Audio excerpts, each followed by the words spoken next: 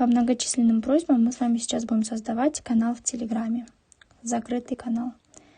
В телефоне у нас в правом верхнем углу вот здесь есть вот карандаш и как бы бумажка, да?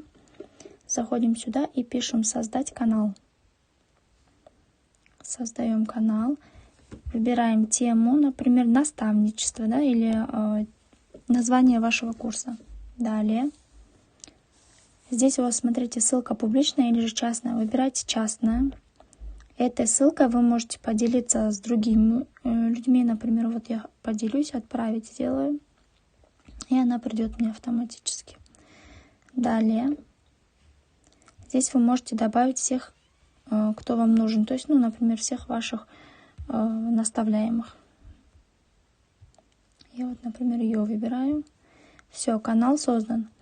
Далее я захожу в настройки. Смотрите, администратор 1. Если я хочу добавить еще одного администратора, я сюда ставлю и вот выбираю среди участников. Все, назад. Также я могу добавлять в черный список, удалять с черного списка. Далее выбираю «Изменить». Тип канала у нас остается частный. И когда мы хотим запретить, чтобы кто-нибудь с нашего канала скачивал себе уроки, какие-нибудь чек-листы или гайды, мы выбираем «Запретить копирование». Все, готово.